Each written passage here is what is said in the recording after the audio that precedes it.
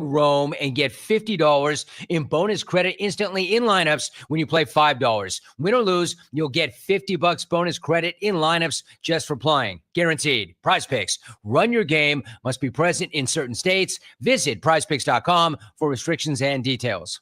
On the battlefield, there's a saying America's military men and women live by.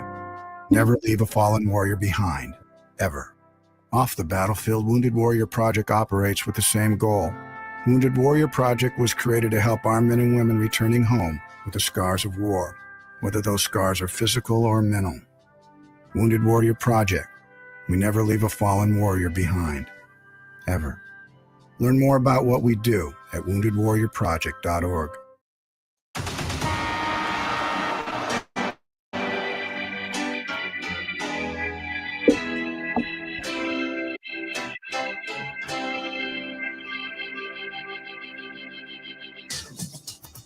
Now, from Wichita's most listened to sports radio, 97.5 and 1240 KFH. This is Sports Daily with Jacob Albrock and Tommy Kester.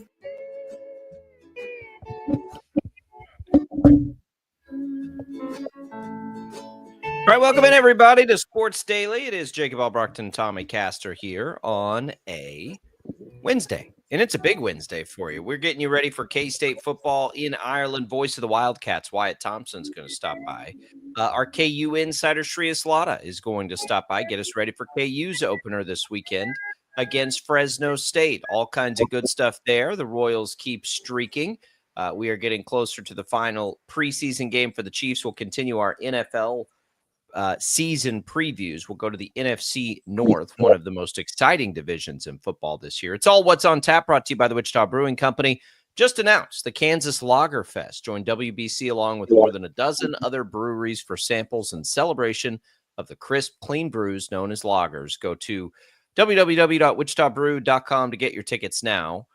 Tommy, good morning. How are you? Happy Hawaiian Shirt Wednesday to you. Yeah, it's a busy day coming up today. You mentioned the Royals. That was exciting to watch last night, game number 2 in the 4-game set against the Rangers. So looking forward to getting into that as well. There's a lot going on. And, you know, the fact that we're going to be talking both K-State and KU on today's show, it'll be great to get Wyatt Thompson back on. Been a few months since we've talked to him. So looking forward to it. It's going to be a fun day. Yeah, there's a lot happening right now. We're trying to get back into our we'll just call it non-summer rotation. So we'll get Wyatt Thompson in for some visits again. We're looking to lock up a betting insider again this year. It'll be fun. We're making some picks this week. Friday coming up, we'll pick some games. KU and K-State, and maybe a couple other college football games from week 0. It is, it's time, baby. We're here. And in the middle of it all, Tommy, we get Royals baseball, just like we did a year ago, staying relevant as they get another win last night and just continue to chug along here. And they're getting some help in the standings too. Don't look now, but they're getting some help. 2.5 games is the wild card deficit at the moment. Now we're talking very gettable games against some of these teams they're competing directly against, including finishing this series with Texas.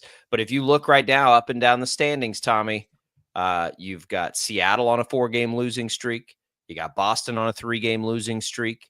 Cleveland lost yesterday. Texas has lost a couple in a row, of course, because they've been playing Kansas City. The Yankees have stayed hot, but the Royals are still only 3.5 games back of the Yankees. So they're getting some help maybe a little more quickly than we thought they might. And their streak has been well-timed, and it, quite frankly, needs to just continue. Yeah, they're the hottest team in Major League Baseball, winning 5 in a row. There's not another team that is on that kind of winning streak right now. Even with a team like the Yankees continuing to be hot, the Royals are hotter. And really last night, that was the first time that we've seen basically almost everything fall into place for the Royals and everything pan out the way that the Royals wanted it to, outside of the Yankees beating the Rays. But the Diamondbacks came back and beat the Guardians in one of the late matchups last night. The Orioles and the Red Sox, let me tell you, I flipped over to the end of that game after the Royals ended up beating the Rangers, and the Orioles had a lead throughout the entire game. The Red Sox tied it in the 9th. And then the Orioles were able to squeak out a win in a really weird way. Nate Eaton was pinch running for the Red Sox, and he was the ghost runner in the 11th, I believe, or the 10th, the 11th. And he made it to third with one out. There was a sac fly, or what should have been a sac fly, and he held it third. He didn't go home, and he would have waltzed in to tie the ball game for the Red Sox. And that was enough for the Orioles to hang on, and they got the win, and the Red Sox dropped another game. And now, like you mentioned, the Royals are only 2.5 back in the wild card. We got a performance out of Seth Lugo. We're going to dig into all of this throughout the show today. So it's just a part of many things. Wyatt Thompson will join us. Should be next segment. We'll try to work hard to make that first connection. I believe he flies out to Ireland today. So not that he doesn't have a lot going on. Did you know, Tommy, that 105 years ago, radio started in the United States? Today, you can hear us in your car, on your phone, your apps, your speakers. We're here for you when you need us in emergency news, entertainment, and community sport. National Radio Day, Tommy, 105 years, National Radio Day. How about that? And happy National Radio Day to you. It's a fun day to look back and see, our careers and in this industry and where they started and where this industry has been and gone to. So I hope that you celebrate National Radio Day today. I am with a Hawaiian shirt. That's what I'll celebrate it with. Radio's always been my first love in media. I know it's yours too. Whether it was the long trips back and forth to the farm, listening to Rangers games on the radio with my dad, or falling in love with sports talk radio, delivering flowers for my grandpa, driving around all day in the big delivery van, just whatever I could get my hands on. Those were back in the days before you could get exactly what you wanted right at the palm of your hand, whenever you want it, however you want it. We're on a video stream that's streamed out to a television station's website, on two, social media platforms and radio, and then podcasts. Like, that's just our little show. It is grown into quite the versatile juggernaut. Do you remember your very first time on the radio, with it being National Radio Day? That wasn't like calling into the local sports talk show? Yeah. Yeah, I do. It would have been, so we had a college radio station. So that technically would have been like 3 a.m. my freshman year of college, on a DJ shift spinning college alternative radio. My first paid job was filling in for the sports guy on the equivalent of KNSS. So basically the equivalent of doing Ted the Sports Head updates for the local talk station at, God knows what time in the morning, for KGNC Radio in Amarillo when I was 19, maybe 19. Yeah, I was probably 19 years old, on the Christmas break or something when he needed a holiday. That was it. Yeah. I mean, it's fun to think back to that. I was also on college radio back in the day. It would have been the same thing, like you, a DJ shift, like alternative rock. I had the worst shift out of anybody because I was a freshman and got, last dibs on whatever that slot was. My very first paid job was with this group of radio stations, and I was 19. And I was a part-time, like, come in and, on the weekends and like run the board. I wasn't on the air. I just like made sure that everything was like running and all of that. So it's been a fun journey, over 20 years for you and I. But I mean, as you mentioned, the industry is 105 years old today. Yeah, looks a lot different today than it did then. Play-by-play broadcasting, which is what I thought I was going to do for a living when I was younger. That would have been same time frame. I don't remember which came first, doing college games or whatever. But it's crazy that it's been that long, and it's crazy that it's held through, and it's crazy that the times have evolved and we've been able to evolve with it. 105 years, and it still is. We hear stories all the time when there's major weather or crazy things like that. Guess what still works in your car, right? Like when everything else is gone to hell, like you can still flip on the radio. And it's cool. It's cool to be a part of it. I'm glad we still have it. And I'm glad this community and this company, Odyssey, has such a commitment to radio and still brings that to us. So happy Radio Day, everybody. 105 years ago, National Radio Day, I should call it. We're glad to be here for you. We're glad you're here still tuning into the radio, listening to us, however it is that you do, because we got a great show for you. Coming up next, I believe we should have Wyatt Thompson. I'll have Shreyas Laddha later in the show. We have a lot to get to on this Wednesday. Good morning, everybody.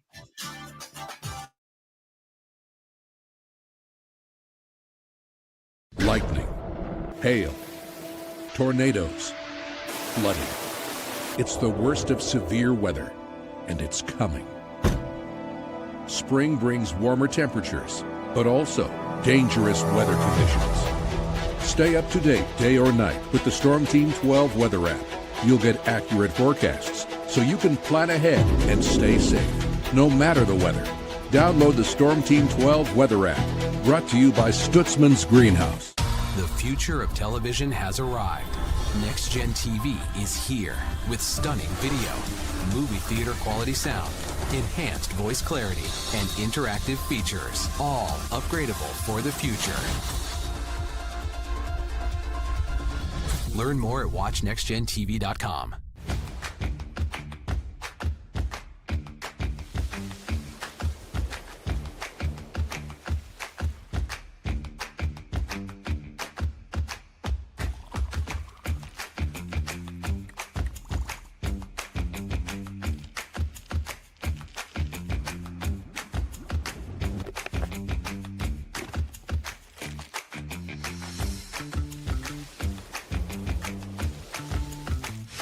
The canvas of our imagination. They tell a story. Clouds affect the events of your day. Sometimes they growl, sometimes they inspire, but they're always the messengers of nature's mood written in the sky. Storm Team 12 understands the language of clouds. We're dedicated to decoding their message so you know what to expect. Behind every cloud, there is a story waiting to be told. Trust Ross Jansen and Storm Team 12, alerting you first to the impact on your life. This is Rich Eisen. Check out The Rich Eisen Show, 11 until 2 on Wichita's #1 sports station, Kansas Fan Headquarters, 97.5 and 1240 KFH.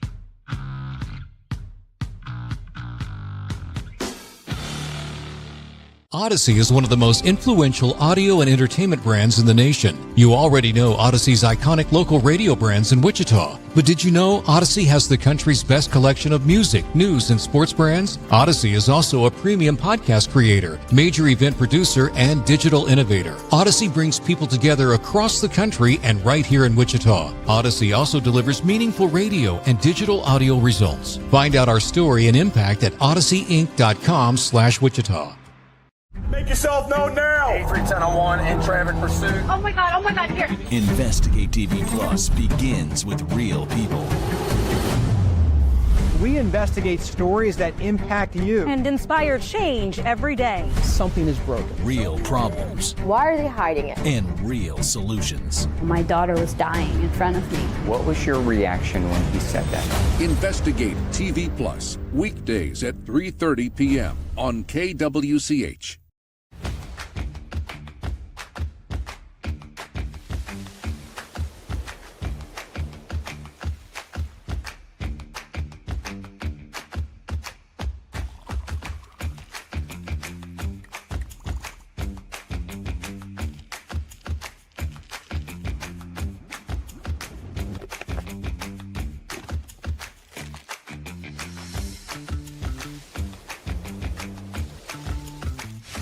Hey, Wichita, Jim Rome here, celebrating over 25 years as the #1 midday sports talk show on Wichita Radio. Find out why. Tune into The Jungle, weekdays 11 until 2 on 97.5 and 1240 KFH.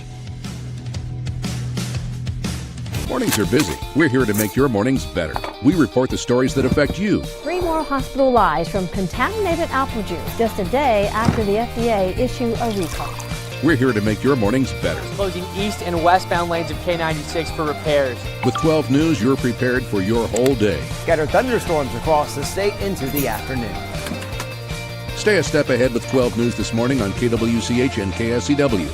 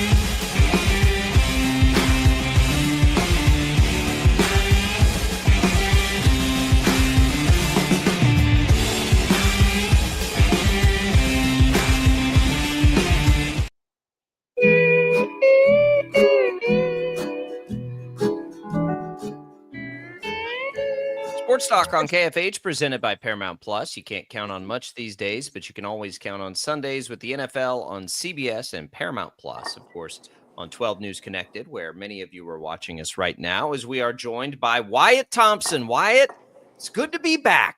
Hawaiian Shirt Wednesday. You're getting ready to go to Ireland. Here we go. It is time. Well, let me just say this. Good to be on with you again. And when I see you two guys and hear you guys, it must be football season, right? Oh, here we go. Let's do it. Here we go. I've said in other interviews, guys, that we've been waiting basically for a year for this, and this is when the team leaves today. We fly out of Kansas City just after 5:30, get into Dublin probably about 8:30 on Thursday morning their time, and should see a heck of a ball game. It's been a good camp. I think you've got two terrific teams. I don't know what else to say. Farmageddon, let's go. It's pretty hard to beat this. K-State's a slight favorite. I think that's probably right. And I think why it is probably simply because we know just a little bit more about who's coming back. It's, as much a turnover as there is, one thing K-State can hang their hat on this year is they didn't have a lot of it. They are pretty steady from what we saw a year ago. Yeah, there's a couple of impactful losses there, like everybody, right? Like a Jacob Parrish, who could be a potential game one starter in Tampa. DJ Giddens, of course. I suppose you could name a few others like a Hadley Panzer, but generally speaking, K-State has a lot of guys back and guys with experience, even though some of them might not be starters. Andrew Langang comes to mind. He probably could have been a starter over the last year or two in a lot of programs. So I'm excited to see, what goes on. We've got a new offensive coordinator in Matt Wells. You've got a lot of weapons offensively, and I don't know that a lot of people are talking enough about K-State's defense. But we know what the league is going to be like, and it'll be most difficult as usual. But I think K-State's going to be right there if they do what they're capable of doing. All eyes, Wyatt, of course, will be on Avery Johnson and his step forward in progression from last season to this year.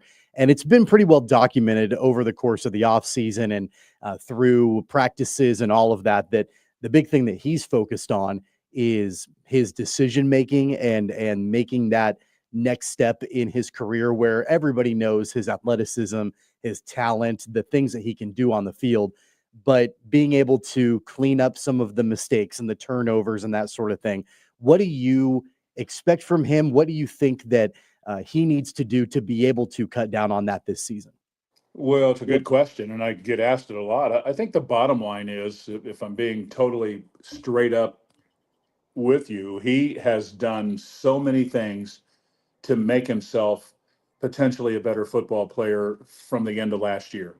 And you saw what K-State did, beating Rutgers, coming from 17 down. He was a big part of that. Second-year starter. He's up 18 pounds in muscle mass, nutrition, weightlifting, film work one-on-one with Matt Wells. And that's all before the summer and camp, right? I really appreciate Avery because, I remember him saying after the end of last year, it was a great year. We won 9 games, but if I would have been better, we would have been better. And I think he feels that. He wants to be more of a leader. I think where he's probably better is just the obvious, which is experience as a starting quarterback. And then secondarily, and Matt Wells has talked a lot about this, it's the pre-snap reads. Thirdly, I would tell you, I think K-State has the potential at least to be better around him with more weapons on the offensive side with Jace Brown and Dylan Edwards, Joe Jackson, and then not just exclusively those two transfer receivers, but those guys, Jaron Bradley and Jerron Tibbs, are really rock solid. I'm really excited to see those guys perform on a big stage. And Avery's just got to stay healthy, right? That was the That's other right. problem last year. Different player when he was hurt. Dylan Edwards, his buddy, is catching quite a bit of buzz, in the preseason from all the people that pay attention to this stuff. And I think it's because of the Rutgers game. And maybe we should caution that, but there's no reason to hold him back in an opener against Iowa State. So if it was 20 touches against Rutgers, DJ Giddens is out. Is that the sort of workload we expect for Dylan Edwards this year? Jump straight into the Deuce Vaughn DJ Giddens roll and touch the ball that many times a game? I love the question, and I think it's a really good one. I don't know, if I'm being honest, how that's going to play. Is it capable? He'll get 20 rush attempts per game and some opportunities to catch the ball and some opportunities to return. I think the answer is certainly yes. The reason I hesitate even a little bit is the fact that he's so valuable in terms of when they move him, in motion out of the backfield, or put him in the slot and move him, or even as a wide receiver and move him. And I got to be honest about this. I think the coaches love Joe Jackson too, and they want those two guys on the field from time to time together. And I think Joe has a chance to be a really, really fine player too. They're different, certainly, but I think the coaches feel like they can do a lot of things with those two guys on the field, along with Jace, those other guys that I mentioned, a Sterling Lockett, and whoever it might be. So Emily mentioned the tight ends in case K-State's stacked to the to the brim on that. So I think Avery's got a chance to be really good taking that next step. But again, like I say, I hope they're better around him, and I think they have the chance to do that. You mentioned Matt Wells a few minutes ago, and he's been with the program, so he's not new. He's not a new face, but he's got the offense as a whole now. As the offensive coordinator, Connor Riley is out, and Matt Wells is fully in as the offensive coordinator. He's obviously got former head coaching experience. He and Chris Kleiman are close. What do you anticipate, if any, kinds of changes in the way schematically that this offense is rolled out? That's a good point, I think, and a good question, because I don't think K-State's going to change who they are, and that means physical football. They want to run the ball. All of those things probably won't change as long as Chris Kleiman is in charge. But with that said, I think Matt Wells has, as we talked about, lots of options out there in terms of skill set. But also, he likes to occasionally speed up the process, maybe play a little bit faster.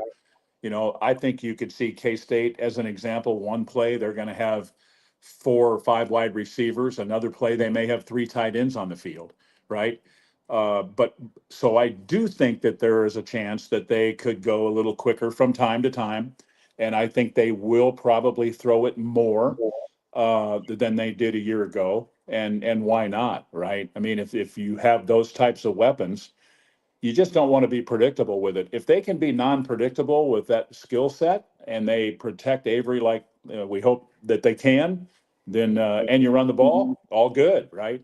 Sign us all up. Yeah, I think so too. What about the defense, Wyatt? How good can this defense be out of the gates? How do they stack up maybe against some of the defenses in the league? I think the short answer here is going into camp, the real question around the league was, can they replace Jacob Parrish and Keenan Garber?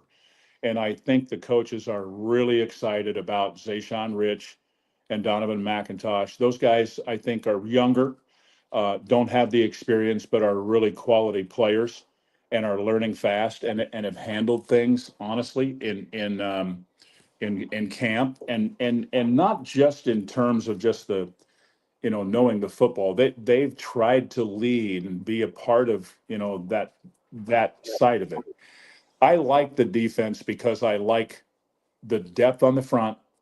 Those 2 linebackers, and I'm talking about Austin Romaine and Desmond Purnell, have played a lot of football and they're darn good players.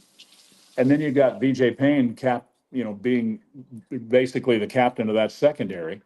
We'll miss Marquise Siegel and we'll miss those 2 corners, but I do think that there are some guys that are making their way. And I think, to be honest, going into this first game, people are going to be introduced to a guy by the name of Quay Moss.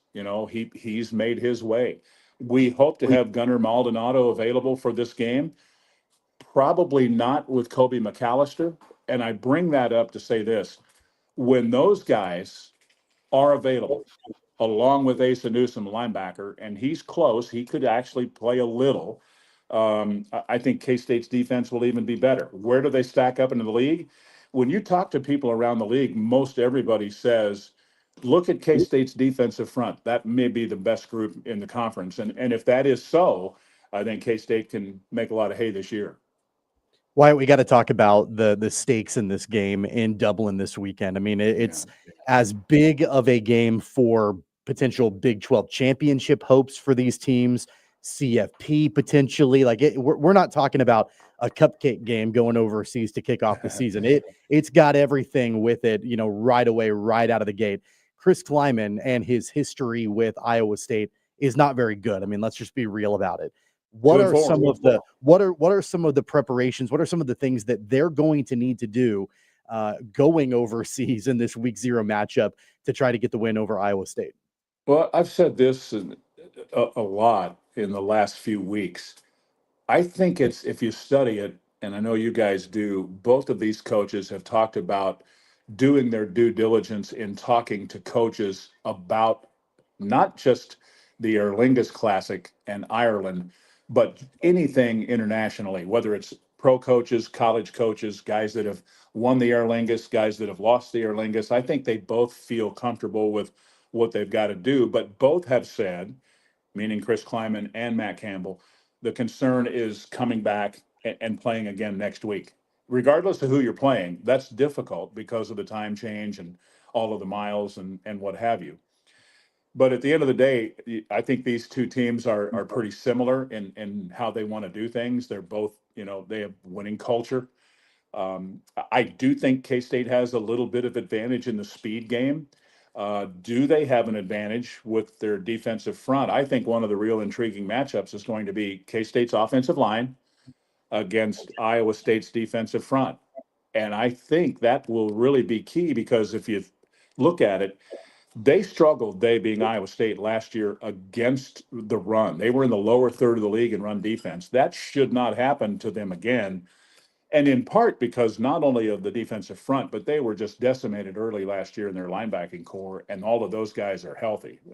Bacon is back, and McLaughlin, and some of those kind of kids. Those guys are good football players. So I'm expecting a really good game. I hope that answers the question. But the enormity of the game, you can't hardly quantify it, really, unless you talk almost all day about it, because ESPN, first game of the year, week 0, Farmageddon, conference game.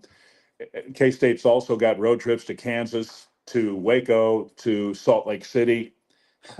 If you can get this one, it can kind of set the tone. If you don't, you've got to survive it and move on, and a lot of football to go. But boy, I'm not going to lie, it would be great to win this game. No doubt about that. You mentioned Iowa State's defensive line against K-State's offensive line. I'm curious about Iowa State offensively. We know Becht is back, but they sent their 2 insanely talented wide receivers to the NFL now. What do we know about them, and how good do you expect them to be offensively here right out of the gates? I feel like it's maybe good to catch them early. Super point in my eyes, because Nolan Higgins were both really, really high-level players. Both were, second-day picks in the draft.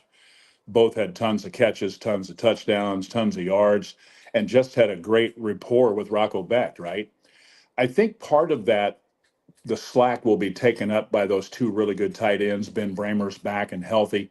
Greg Burkle had a breakout year last year.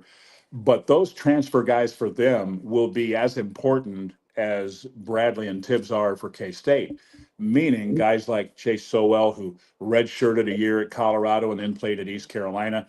And another kid that I think they're really excited about is the Xavier Townsend kid, who's a transfer from UCF. He's a real quality athlete, not eye-popping numbers by any stretch last year, but he'll be a part of their return game too.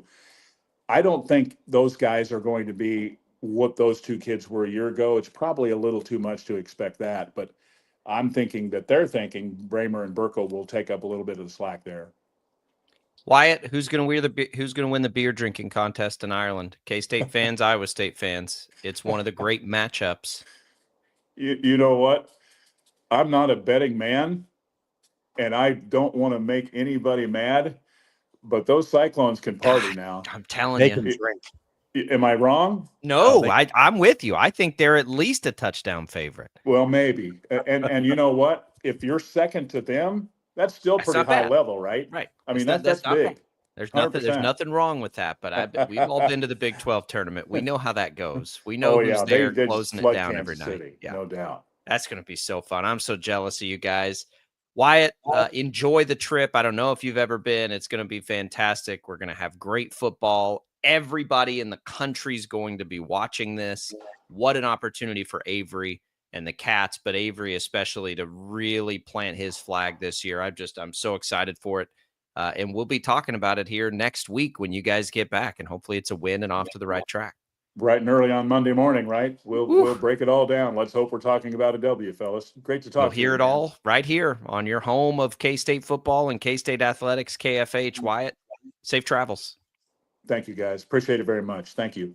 There goes Wyatt Thompson. It's going to be fantastic. Bright and early Saturday. I've got we got a buddy coming into town. It's big fantasy football draft weekend, Tommy. I just like Saturday morning, I got back-to-back drafts. Wherever it is that we can get posted up, Bloody Mary, fantasy football draft, K-State on in the background. I mean, I'm telling you. Man, it's this weekend, for both of us. I mean, it's football filled. I'm going to go up to the final preseason game for the Chiefs on Friday night and then turn around, come back home. So I'm coming back from Kansas City Friday night. And then my wife and boys and I are going to turn around and go up to Lawrence for the first KU game on Saturday night, the very first game in the new David Booth Stadium. And so it's going to be a football-filled weekend, and I'll, of course, have K-State on, in between those two things. And before you head up, we'll start it off with some golf. Friday, Crestview Country Club. Great supporters of the show. That rain maybe cooled us off a little bit. I think we're going to get some incredible weather on Friday right before the next round of rain moves in. Well, if you want to see what it's about, it really is like we're about to enter the best golf season of Crestview Country Club. We'll lose the pool after Labor Day, but if it's the golf or the tennis, like my wife, being outside out there now when it cools off, it is incredible. Give Crestview a call. They're great supporters of the program. Tommy and I are both out there. Come play a little golf with us sometime, but get out there, give them a call. See what all kinds of different memberships they have. I love fall golf. I love the time of year to play golf during that time, and the weather in general. My wife and I were sitting out on the front porch last night watching the rain fall, and I'm like, man, I was wearing a hoodie. I'm like, man, I love it. I'm excited. I'm ready for the temperatures to fully come all the way down, and we should have, I think, highs in the lower 70s next week. I know Max hates it. I cannot wait. I'm so excited. Oh, hun, let's go sit on the front porch and watch the rain. We're getting old, Tommy. I've got no shame. I don't either. I love watching the rain. I love watching the rain. I got no problem watching the rain. It's just we're getting old. I don't, the young folks out there aren't doing that, and that's okay. They'll learn someday the simple things in life. Just a beautiful rainy night. All right, we're coming back. We got more Sports Daily. Shreyas Laddha joins us next hour. Coming up next, let's talk some Royals, Tommy. We'll dig in to the game last night, look ahead to tonight's game. It's all next for you on Sports Daily.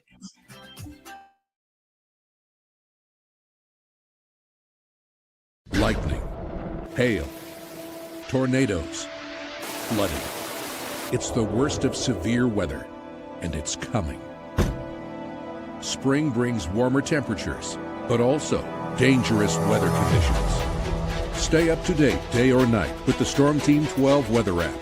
You'll get accurate forecasts, so you can plan ahead and stay safe, no matter the weather.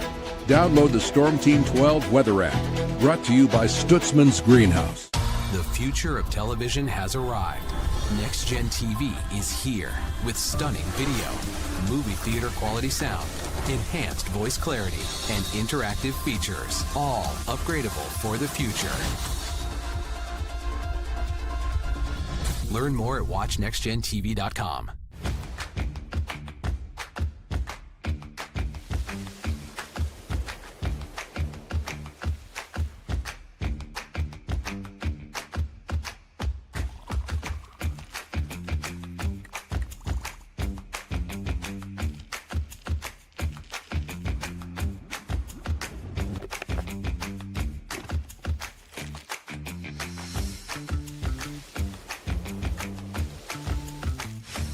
Canvas of our imagination. They tell a story, clouds affect the events of your day. Sometimes they growl, sometimes they inspire, but they're always the messengers of nature's mood written in the sky. Storm Team 12 understands the language of clouds. We're dedicated to decoding their message so you know what to expect. Behind every cloud, there is a story waiting to be told. Trust Ross Jansen and Storm Team 12, alerting you first to the impact on your life. This is Rich Eisen. Check out The Rich Eisen Show, 11 until 2 on Wichita's #1 sports station, Kansas Fan Headquarters, 97.5 and 1240 KFH.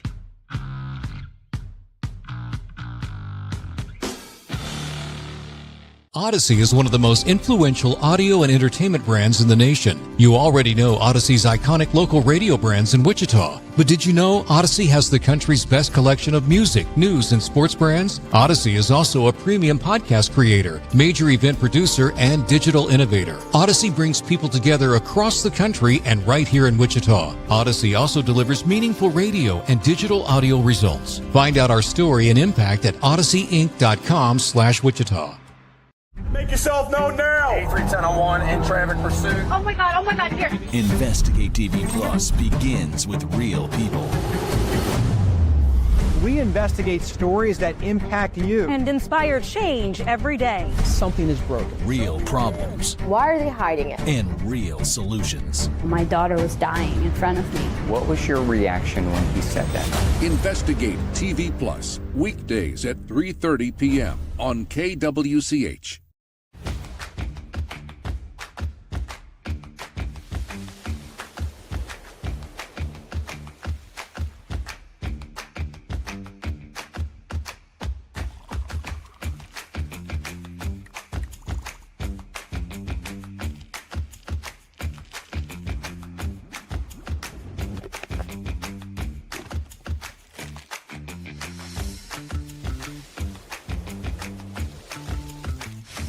Hey, Wichita, Jim Rome here, celebrating over 25 years as the #1 midday sports talk show on Wichita Radio. Find out why. Tune into The Jungle, weekdays 11 until 2 on 97.5 and 1240 KFH.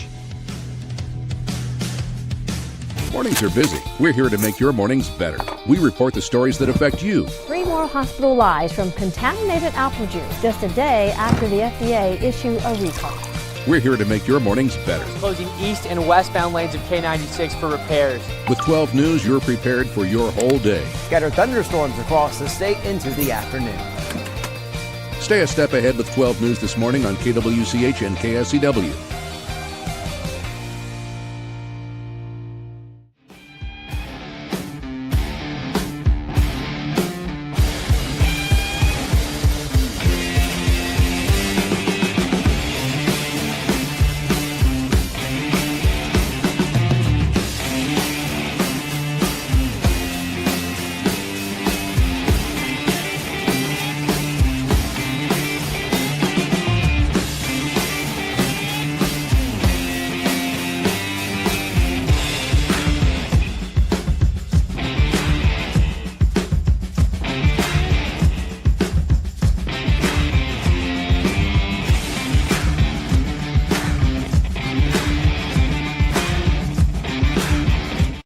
Is on KFH. You want to win a week of free simulator action, Swing 365, Wichita's newest simulator facility, a private simulator, all to yourself. You've got all the setup, BYOB, bring your own food, you got the games on, and you get the world-class simulator. All you got to do right now to win a week free there is text the keyword swing to 20357. That's swing to 20357.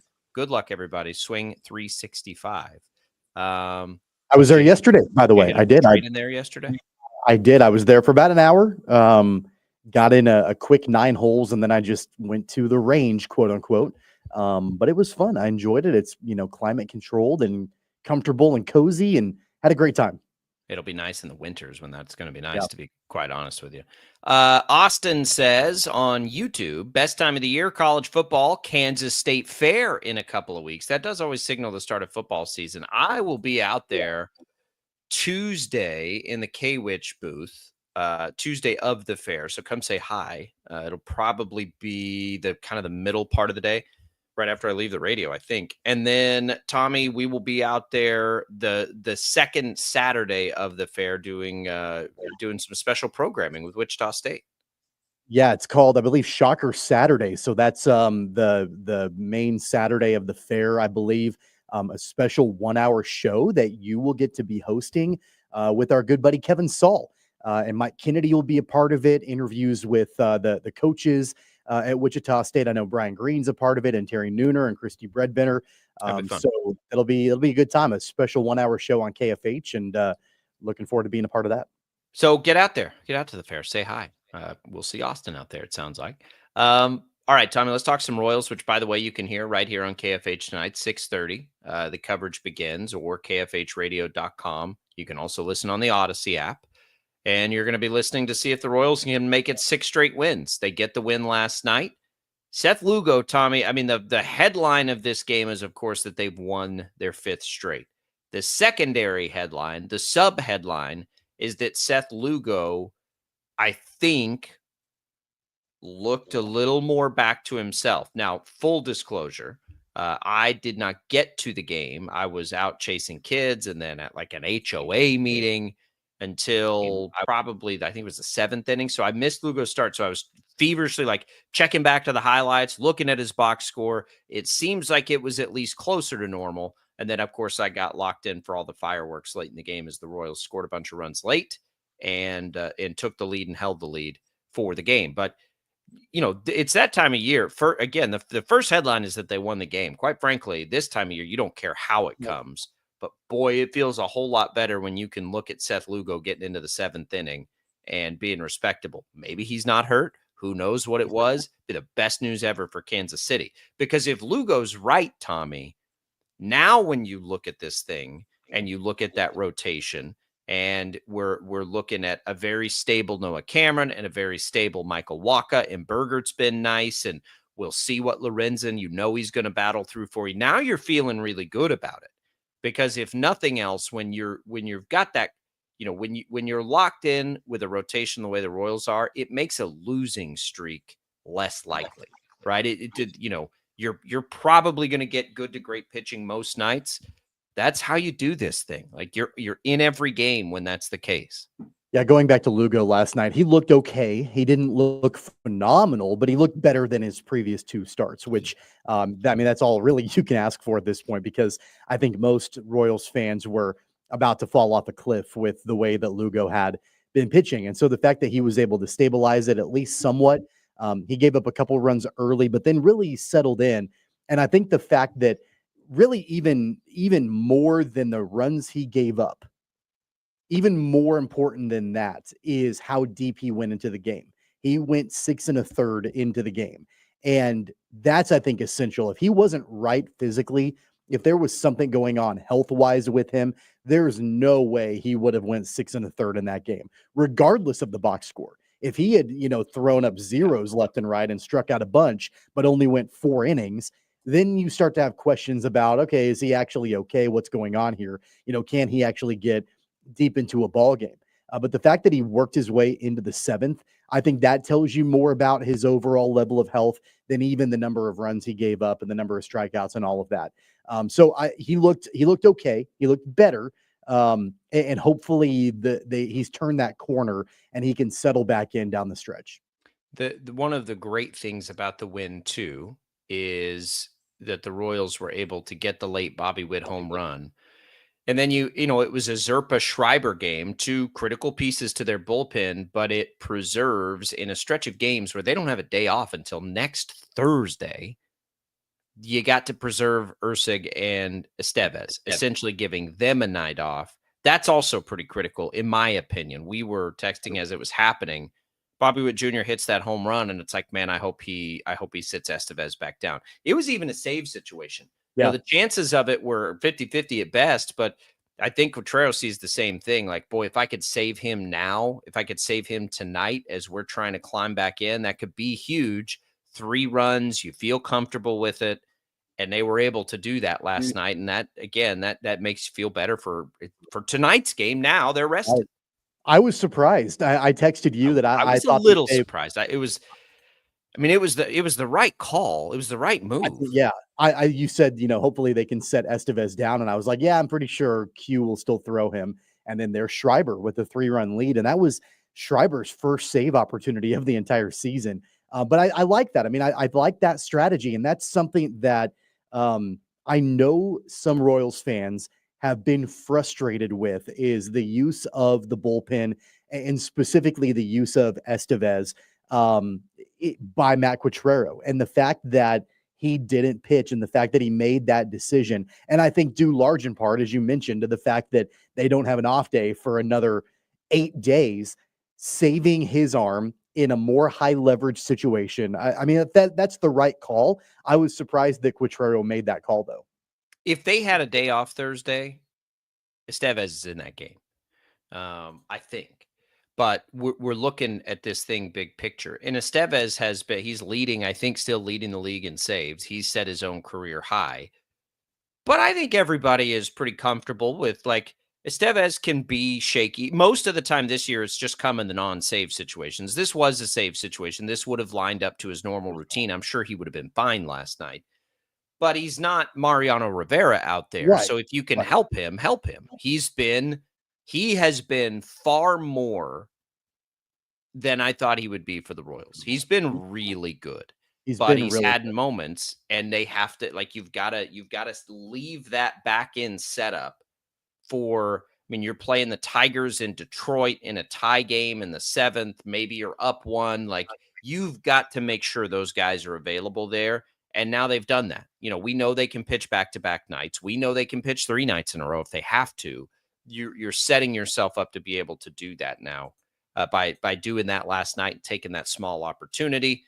They'll get some day baseball on Friday if you needed them there on a quick tonight to tomorrow turn. You'd have that available. It's just a lot of good reasons to make that call, and I'm glad he did it. Look, I think the other thing too to keep in mind with him is that he's only been, I think, not great in non-high leverage situations. That's like, right. At least over the last 2 months. I didn't take it back, but we looked at that. Yeah. And so the fact that, Quatrero is like, I'm going to save him for when it is a 1 or 2 run game.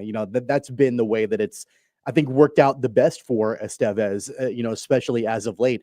And I think a guy that needs a little bit of credit after last night's game is Angel Zerpa, and the way that he got out of the jam in the 8th inning. Zerpa is much maligned, and he's easy to kind of throw crap on and like Zerpa again, whatever. But he got out of a jam in the 8th inning, and he built that jam himself. But the fact that he was able to induce a double play to get out of the jam and to maintain that 1-run lead, that then immediately led to the bottom of the 8th and Bobby Witt Jr.'s home run to add 2 insurance runs. And so Zerpa's a guy that doesn't get a lot of pats on the back. He doesn't get a lot of credit. In fact, he gets a lot of criticism, but he was nails last night when the Royals needed that. He's given up 1 run in his last 9 appearances. I don't understand. Like, he gets criticized a lot, and I don't really necessarily. Because a couple of reasons. When it unravels for him, it seems to come in bunches. Like, he'll be bad for like a week, and it's like you can't use him right there. Yeah. And he does get himself, kind of like Estevez at times, into jams that he then has to escape. Okay, I mean, he had his inning in 2/3 last night. He had a hit and a walk, so it wasn't that bad. But there are times where he'll give up some traffic. But there's no question, and I thought this for a while now, Zerpa is a key piece to this bullpen. You just have to be careful with him. When he doesn't have it, or when he's a little bit off, it goes fast. Like, it unravels real fast. But the bottom line is, for the majority of the season, like, he's been effective. But if you go back and you look with him, like, his ERA is back down to a very respectable level now. Like, he'll be going good, and then the bottom will fall out on him, and everything will go to hell. And then he'll have like 12 scoreless appearances in a row. And then he'll come back and he'll have 3 where it's like, what was that? And so, you need him on a heater, I guess. And right now they need him because of injuries. Like, that, there's no, you're using Zerpa at this point.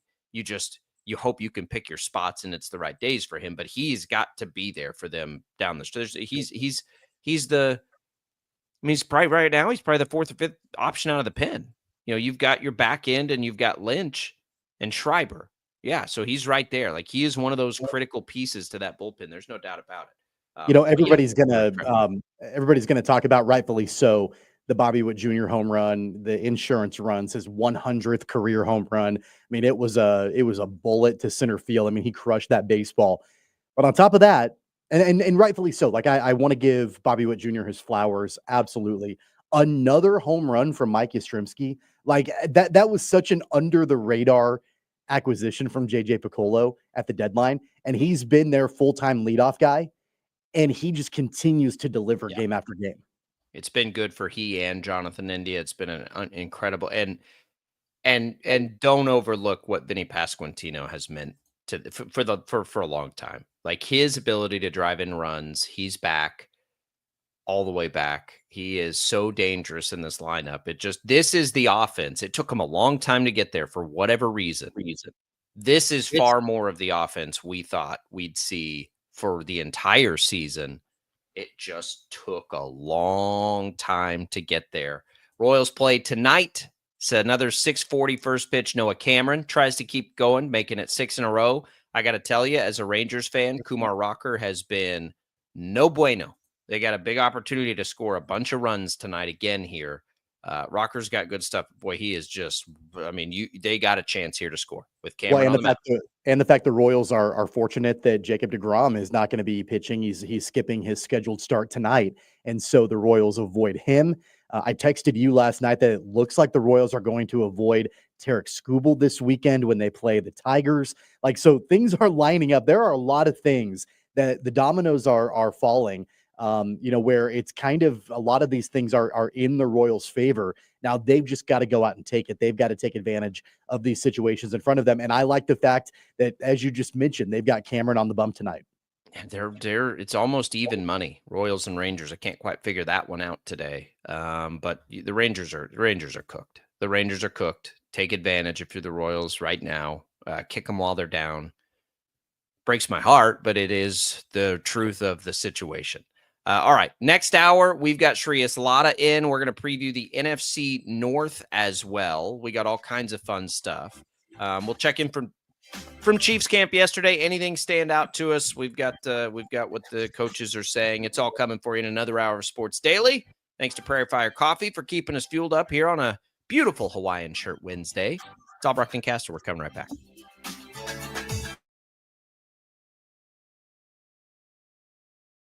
Lightning, hail, tornadoes, flooding. It's the worst of severe weather, and it's coming. Spring brings warmer temperatures, but also dangerous weather conditions. Stay up to date day or night with the Storm Team 12 weather app. You'll get accurate forecasts, so you can plan ahead and stay safe, no matter the weather. Download the Storm Team 12 weather app, brought to you by Stutzman's Greenhouse. The future of television has arrived. Next Gen TV is here with stunning video, movie theater quality sound, enhanced voice clarity, and interactive features, all upgradable for the future. Learn more at watchnextgentv.com.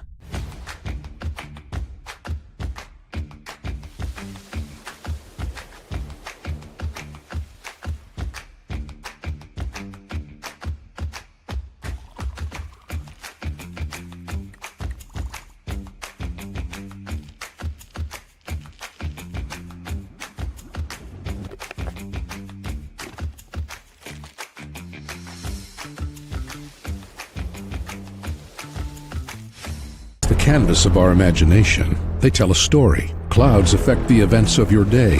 Sometimes they growl, sometimes they inspire, but they're always the messengers of nature's mood written in the sky. Storm Team 12 understands the language of clouds. We're dedicated to decoding to help you have more frequent and complete bowel movements and helps relieve overall abdominal symptoms, belly pain, discomfort, and bloating. These symptoms were studied in combination, not individually. Do not give Linzess to children less than 2. It may harm them. Do not take Linzess if you have a bowel blockage. Get immediate help if you develop unusual or severe stomach pain, especially with bloody or black stools. The most common side effect is diarrhea, sometimes severe. If it's severe, stop taking Linzess and call your doctor right away. Other side effects include gas, stomach area pain, and swelling. Talk to your doctor and say yes to Linzess.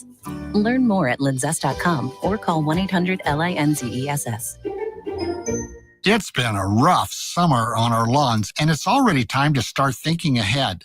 Because a beautiful lawn next spring starts right now with professional fall seeding from Ryan Lawn and Tree. This is Larry Ryan. Fall is the best time to seed, and no one does it like the pros in the Clean Red trucks. Our proprietary process, developed over decades, includes proper soil prep, a generous spread of Ryan's signature premium seed blend, and a special starter fertilizer. But here's what you need to know. Our seeding services sell out every year. We only seed during the short calendar window when the results are best. Now is the time to reserve your spot before our seeding calendar fills up. A lush green spring starts with expert fall seeding from Ryan Lawn and Tree. Visit ryanlawn.com/fall seed today to reserve your spot. That's ryanlawn.com/fall seed. Reserve your spot today at ryanlawn.com/fall seed. From the Accident Recovery Team Traffic Center, don't worry about me, I called ART. Traffic. We've got some very slow-moving traffic and heavy traffic volumes. Eastbound Kellogg right now, approaching the road construction at the Central Business District. At the moment, that backup goes almost all the way back to I-235. Traffic update from 98.7 and 1330 KNSS in the Accident Recovery Team Traffic Center. I'm Jed Chambers. Weather. Mostly sunny and cooler today, but a high of 91 will feel like 95 when you factor in the humidity. Winds becoming east 5 to 15. Becoming clear, light wind and upper 60s tonight.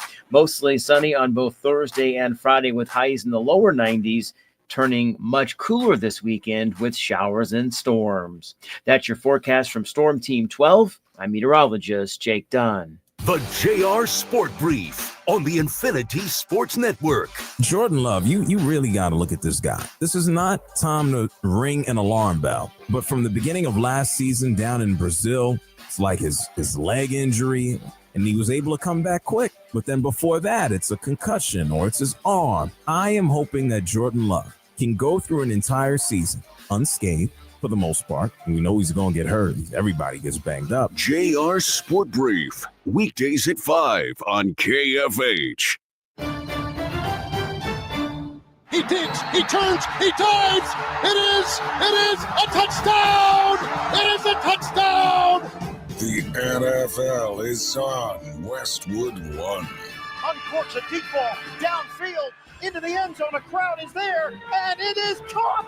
Touchdown. Miraculous! Wichita's official radio home of the NFL is 97.5 and 1240 KFH.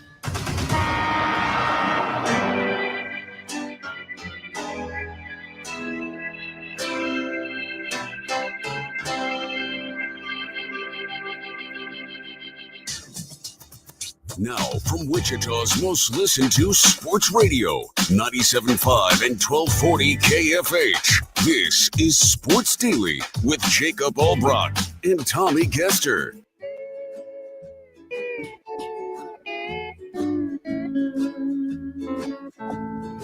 It's always a great Hawaiian shirt Wednesday here on Sports Daily. Hope you're all out there celebrating. Glad to have you with us. Thanks for Wyatt Thompson stopping by, voice of the Wildcats. He's getting ready to hop on a plane and head to Ireland. If you missed anything in that conversation, you can go back and listen on the Odyssey app. We get podcasted out. Max takes care of that for us every day. Max has got those phone lines for you at 869-1240. And we've got your comments on YouTube and X today. We'll get that Facebook reconnected in the next couple of days. Glad to be here with you. You want to win some iced tea today? We'll start you off there here in this hour. You can text the keyword tea right now to 20357. That's 20357 at HTO East Wichita, West Wichita, or in Derby. Just announced cherry iced tea is sticking around forever. It's going to become a permanent flavor, very popular. summer edition is here. We'll have the new fall flavor for you coming up, announced in the next couple of weeks. I think people will be excited. T20357. We've got Shreyas Laddha stopping by in this hour. We're excited for that. Get you ready for KU this weekend. They're taking on Fresno State. A lot of buzz around that stadium, everything getting ready to be done there. And we'll preview the NFC North. This one should be fun. Wide open division where you could make some case for any of the 4 teams there to be the winner. We'll think about that division coming up. It's all What's on Tap, brought to you by the Wichita Brewing Company. With the just announced Kansas Lager Fest, joined along with more than a dozen other breweries for samples and celebration of the crisp, clean brews known as lagers. Go to www.wichitabrew.com to get your tickets now. Tommy, Chiefs camp yesterday. I don't think there's a lot to kind of take you through on this one. Matt Nagy was kind of the coordinator day. He likes what Josh Simmons has done. Talking about his confidence, I don't think they're going to give us the skinny on left guard. But it sounds like everybody is pleased with, like we are pleased with what they're seeing from Josh Simmons. The big thing for him, though, is he going to be healthy? Like, we all knew this guy was good. Yeah, I mean, I think that's been the major question mark. Like, not just will he be healthy, but will he be fully 100% healthy and effective? And I think, that question has been answered just by his play, over the last few weeks and in preseason and all of that. So if right after the draft, if the level of concern for his health was an 8 out of 10, it probably dropped to a 6 out of 10 at the beginning of OTAs. And then it probably dropped to a 5 out of 10 at the beginning of training camp. Now it's probably down to like a 1 or a 2. I mean, like, I don't think that there's really anything major at all to be concerned about. It's been more about how does he acclimate himself to full game speed at the NFL level and all of that. And from what it seems like through the first 2 preseason games, he's passed with flying colors. And so really, honestly, I think the one of the things that I'm looking forward to, hopefully, fingers crossed, that we can get to this point where we're not even really having to talk about what's going on at left tackle. Like, if that just kind of becomes a foundational, rock solid piece of the offensive line where Josh Simmons' name doesn't get called out. He fills into that role and we don't have to worry about it. That would be ideal. Because we're too busy screaming at left guard. Maybe. Oh, true. It's possible. Look, I think the really interesting thing is that injury, from what I've always been able to tell, like, once you're clear of it, you're clear of it. It's not like a soft tissue issue, where you're looking and saying, oh, could this thing flare back up? Like, I think once he's clear, he's clear. So yeah, then it just becomes about the regular, acclimation of a rookie left tackle. But this is a guy with as high a pedigree coming out as you're ever going to find. So I think, yeah, it'll settle in quietly and it will be fine. And then he'll have to, figure out what's going on to his right at left guard. And that's the big question now for the Chiefs. And I'll be honest here. I didn't think of it as a big a concern as it's going to be, which is probably foolish on my part because they're trying to replace Joe Thuney there. And it's just because they didn't have Thuney for a lot of last season either, and they made it work. And now they're going to have to figure out how to make this work. And they can't, you can't afford the momentum to be let out of the balloon on Simmons playing well by just giving up the pressure up the middle, to his right. So somebody's going to have to step up into that role. The Chiefs are keeping that. I think they're keeping it kind of quiet. I don't know what they're going to do. I still think it'll be more in Brazil. I think it'll be more. And I think Jawan Taylor will be on the right side. But boy, I guess it could be Kingsley. And we'll have to keep our eye on that. Today is the day Andy Reid speaks. And today is the day we probably get like a definitive answer. But I think he already gave it to us on Monday or whatever day that was, that this will be the game where you see Mahomes and company. I don't know that you'll see all of them, but for more or less, for what it's worth, the starters, right? I think we'll see them. I bet it's 2 series. That's my call. 2 series as long as it's not like a 3 and out or something, I think we'll see 2 series, around 10 plays for the starters, and then that'll be it. I think that's what we're looking at this weekend. Or Friday. Well, the biggest thing too with this final preseason game, and this is the way that it is all across the entire league, is that you've got fringe players that are trying to make their roster spot. They're the coaches and everybody, they're going to be looking at, okay, we've got to get down to the 53-man roster. And the way that the preseason has changed from previous years to within the last couple is there's only one cut down day. It's not multiple rounds of cut downs. And so the Chiefs, a lot of these guys that are on the fringes, that are on the bubble potentially to make the team or not make the team, it's going to be their final opportunity to show out and show off a little bit. And we've talked about at length the handful of players that at least we think are on the bubble, on that potential cut line, to maybe miss out on a roster spot. And so it'll be up to them on Friday night, once the starters are done and they're out, for these guys to put on a final show in advance of the final cutdown. Yeah, and I don't who knows how much of that is determined there, how much is determined in practice. There will be some critical spots. Dave Tobe was asked about Sky Moore and what he can do in the return game. He is fond of him, said he trusts his hands back there, which is kind of funny. But, that may be the thing, but man, I doubt it. Tyquan Thornton, Tobe says he's trying to find a role for him. There going to be a couple of spots, but this happens every year. I said this at some point, like, we look at how much time over the years have we spent on Justin Ross. Justin Ross never sees the field when the games are actually flying.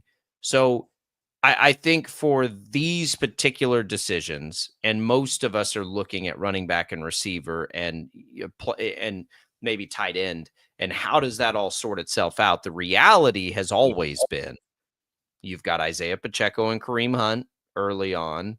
What's behind them? They're almost certainly going to keep Rashard Smith. And then you've got a collection of receivers that, when healthy, are going to already include Rashee Rice, Xavier Worthy, Hollywood Brown, Jalen Royals, Juju Smith-Schuster. That's 5.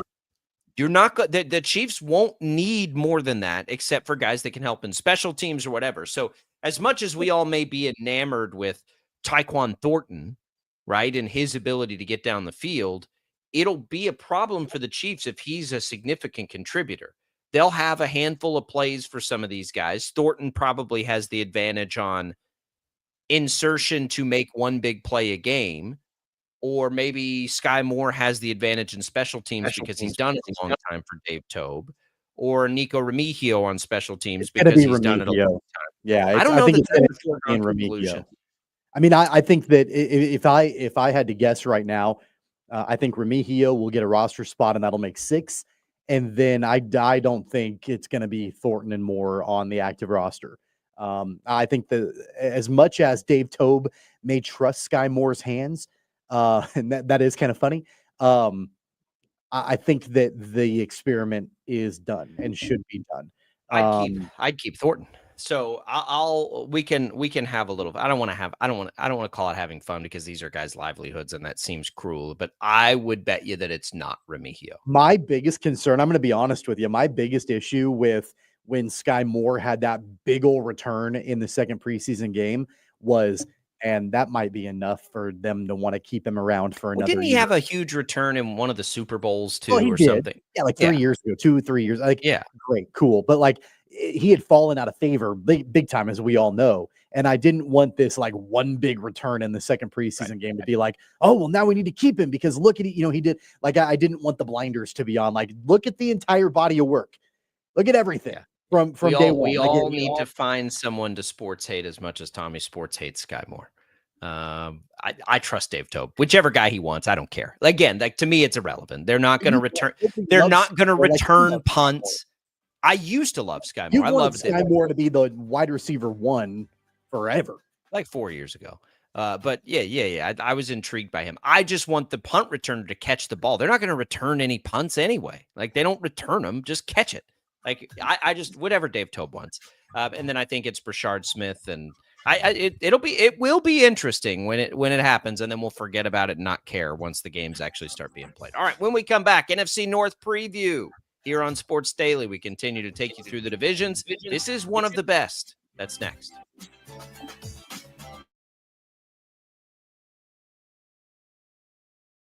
Lightning, hail, tornadoes, flooding.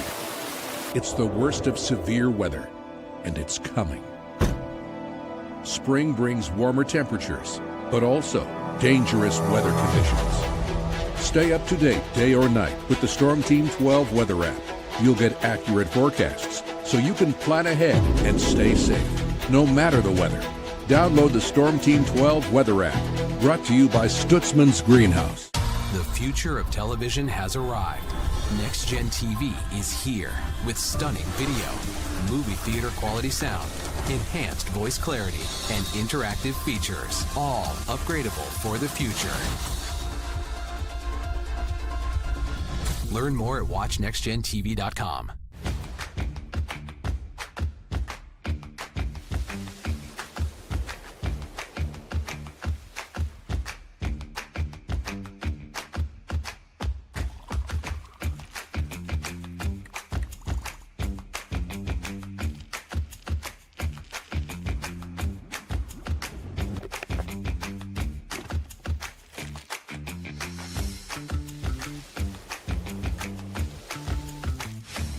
Canvas of our imagination. They tell a story. Clouds affect the events of your day. Sometimes they growl, sometimes they inspire, but they're always the messengers of nature's mood written in the sky. Storm Team 12 understands the language of clouds. We're dedicated to decoding their message so you know what to expect. Behind every cloud, there is a story waiting to be told. Trust Ross Jansen and Storm Team 12, alerting you first to the impact on your life. This is Rich Eisen. Check out The Rich Eisen Show, 11 until 2 on Wichita's #1 sports station, Kansas Fan Headquarters, 97.5 and 1240 KFH.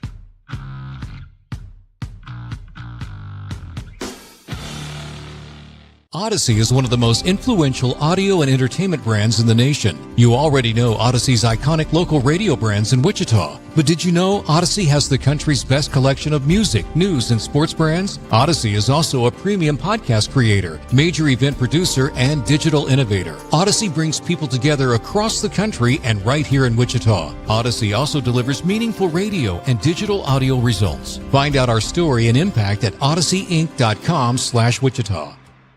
Make yourself known now. 831001 in traffic pursuit. Oh my God, here. Investigate TV Plus begins with real people. We investigate stories that impact you and inspire change every day. Something is broken. Real problems. Why are they hiding it? And real solutions. My daughter was dying in front of me. What was your reaction when he said that? Investigate TV Plus, weekdays at 3:30 p.m. on KWCH.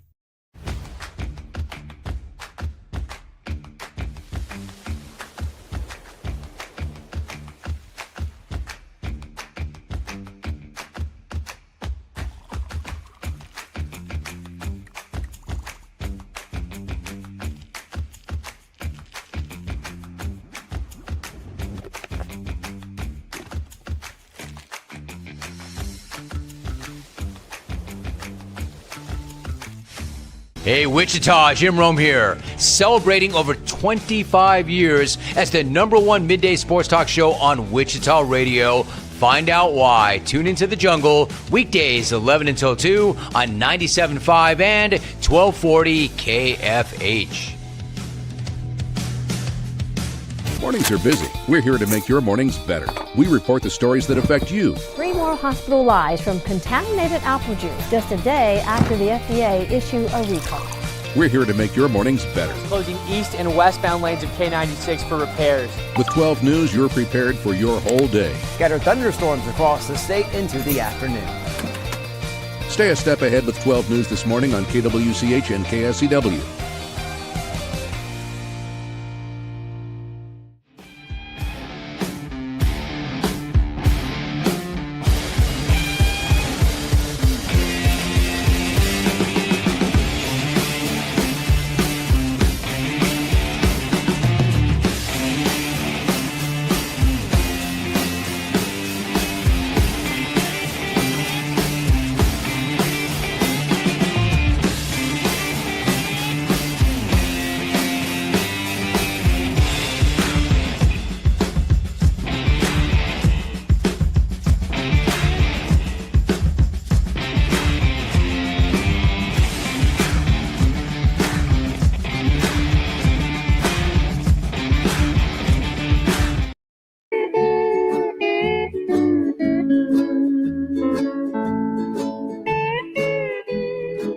welcome back in, everybody. Shreyas Laddha coming up later in the hour.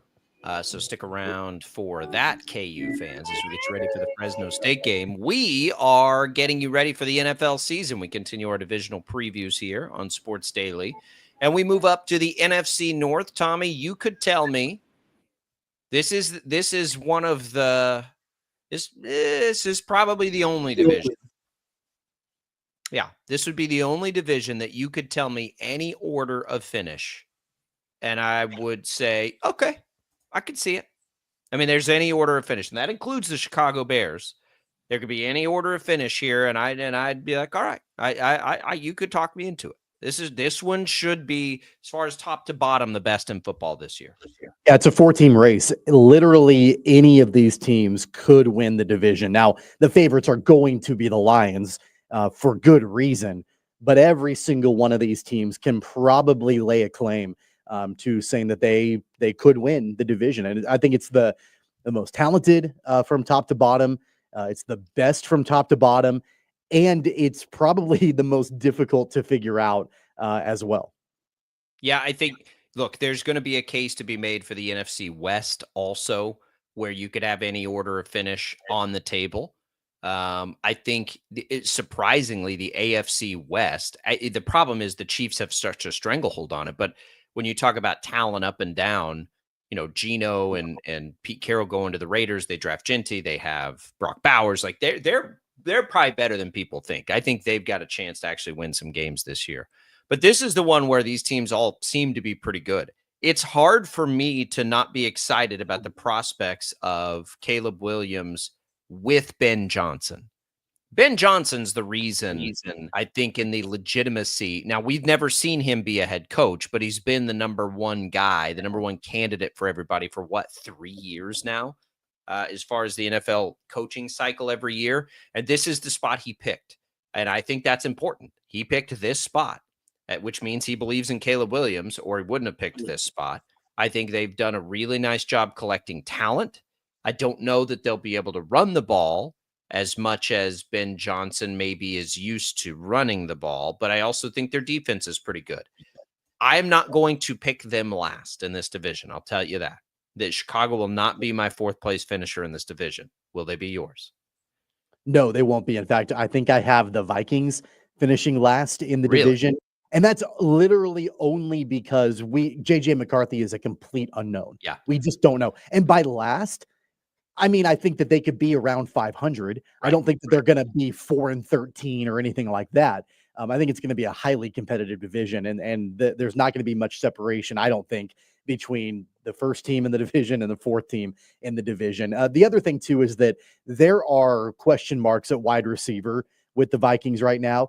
Jordan Addison is out for a few weeks with his situation. Justin Jefferson is hurt, and we don't know if he's going to be available for week 1. That's not anything that, probably will linger into the season. But I saw a report today that Minnesota is actually actively pursuing trades at wide receiver to have some reinforcements to start the season. So I've got Minnesota right now as my team that I think will probably finish last in the division. But your original question, no, I don't think that Chicago will finish last. I don't either. I think Green Bay will finish last. I'm in on Minnesota. I'm in on JJ McCarthy. I really like JJ McCarthy. He was I don't remember my final ranking of that class. I liked him. I think I had Caleb 1, but I think I had McCarthy 2. Or maybe he was tied with Jaden Daniels, because I did like Jaden Daniels. In fact, I liked them all, except Bo Nix is the one that surprised me. I even like Penix. What a class that could be, by the way. My goodness. But I'm in on McCarthy. I think McCarthy is set up. I'm a little concerned about the things you mentioned. I'm a little concerned about all the injuries right out of the gates. I think Kevin McConnell, though, is a quarterback whisperer. I think J.J. McCarthy is at least better than everybody he's had, of the guys that he's like Nick Mullins, some of these guys that he's made look good. We'll see if he can be as good as Sam Darnold. We'll see if he can be as good as Kirk Cousins with Kevin McConnell, but I think there's a good chance that he can be. I like J.J. McCarthy. I think Detroit is being slept on a little bit. I know they lost both coordinators. That's tough to overcome. I get it. I get that question. But other than that, Tommy, that's it. They basically returned the entire offense, and their defense, which was put together by, Scotch tape, not even duct tape last year, is now at least healthier. They have one of the best young defensive players in football back. I think the Lions are being slept on. I think the Lions win this division. I don't know. Like, it feels like they're not getting the buzz. I think I've told you this. They're one of my absolute favorite Super Bowl futures. At one point, you could get them at like 11-1. And I'm telling you, like, I don't know what the, I guess I get it with Johnson and Glenn and all these things, but great teams and great coaches lose coordinators all the time. And I do feel like Dan Campbell has turned into a great coach in this league. They'll get that part figured out. They've got so much Yeah, they lose like Ben Johnson, big loss, but all the pieces are still there. Like, it's the same group. They'll acclimate quickly, and I don't even know who the Lions brought in there. I assume it's some sort of promotion that'll be familiar enough with it where they should be able to just sort of move forward. Dan Campbell played offense, everybody. Like, he was a tight end in football. I know he seems like a defensive guy, but he was a tight end. Offense, that's what he's comfortable with too. I like the Lions a lot. I've got them winning the division.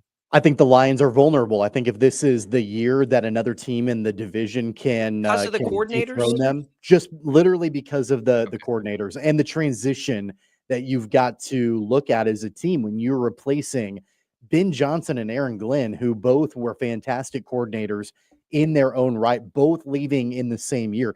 That's really hard. Like that, and I love Dan Campbell, and he's got a tremendous amount of talent on that team. We all know that. But it's one thing when you lose one coordinator to a head coaching job that you've got to replace. When you've got to replace both coordinators in 1 year, that becomes really difficult. And it doesn't mean that I don't think the Lions are going to be successful. I just think that you have to be realistic about that transition to two new coordinators, two new styles of the way that they run both units and all of that. I think that they're ripe for a step down. I think they're still a playoff team. But I don't have Detroit winning the division. In fact, I think the Packers will win the division. The Packers are a really good team, and I think they're getting slept on. The fact that they've got, in fact, in 2024, the Packers had the 5th best defense in the league, and that defense could be potentially even better this year. The Josh Jacobs experiment worked out in Green Bay.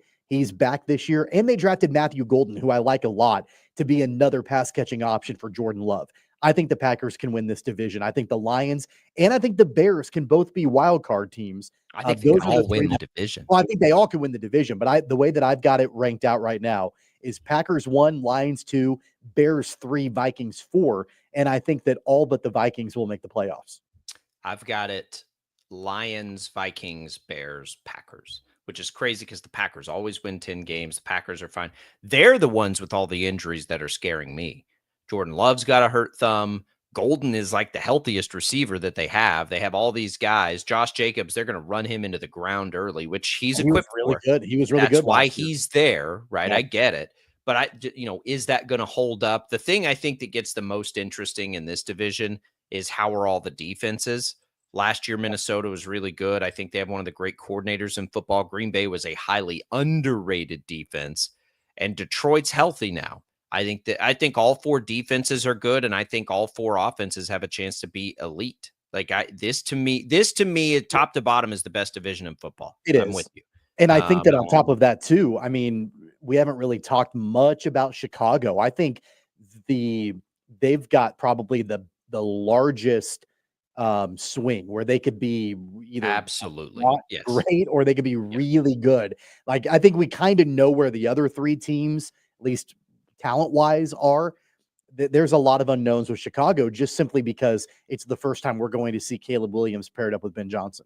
I mean, they lose Keenan Allen, but they went and aggressively made their offensive line better. Remember, they're the team that went and got Joe Thuney. They made big-time moves there. They drafted highly talented tight end in the first round of the draft in Colston Loveland. So they add a weapon. They lose Keenan Allen, but they add Loveland. Rome Odunze in the second year, he looked good toward the end of last year to go with DJ Moore. Now they have their big tight end. They're loaded. They're loaded. It's all in front of Caleb Williams. He's got to take it. And oh, by the way, they just added the game's rising star offensively in Ben Johnson. I know before I even say this, let me preface it by saying, I know it's just a preseason game. Okay. So it's you can't really read a whole lot into it. Did you see the Bears just punch the Bills in the mouth? Like, it was 38-0 in that second preseason game. Again, it's a preseason game, but I mean, I think that like that was something that Ben Johnson in the preseason was like, all right, look, guys, we need to like get out to a good start and like get ourselves on the right track before the season even starts. I mean, it was bad enough that Sean McDermott after the game was like, this is unacceptable even for a preseason game. Like, I'm not happy with the way my team executed and anything. The Bears are the team that the Chiefs play in the third preseason game on Friday night. The Bears just beat the Bills in the preseason 38-0. Again, I know it's preseason, but that's pretty monumental to go and slap the Bills across the face like that. And Ben Johnson said, I saw it was Kay Adams, I think, talking to DJ Moore and Rome Odunze yesterday. And I think like it was at them, or I don't think it was Ben Johnson himself. Like, that was an old Lions playbook they used. They haven't even run out anything that's going to be there, and they're already acclimating quickly. I'd be so fired up if I was a Bears fan right now. I just like, if Caleb Williams is the real deal, and again, I loved him as a prospect, but if he is the real deal and can figure this out, you could, like, in my lifetime, I don't think we've ever been able to say the Bears offense could be a juggernaut. They had some years with Rex Grossman, right? But they hadn't had much otherwise. They've had just kind of flashes. They've had good run games in the past. This feels and looks like it could be a great offense. But again, I still haven't finished third in the division. I'm bigger on the Vikings a little bit, I think, than you are.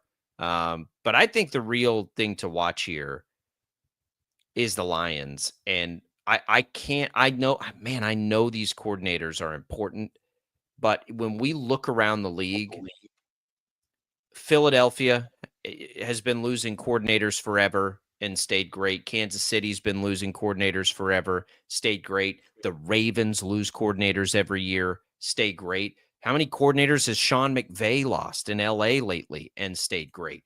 Like, I think we're making too much of that when the Lions are as talented as they are. They still have Amon-Ra St. Brown. Jamison Williams looks like he is ready to break out. They still have Jahmyr Gibbs and David Montgomery. They still have one of the best offensive lines in football. Yes, their defense ended up being bad last year, but good Lord, they didn't have anybody to play. They're back healthy. They do have one significant injury on the defensive line, but it ain't Hutchinson. He's back. Like, I think they're set up.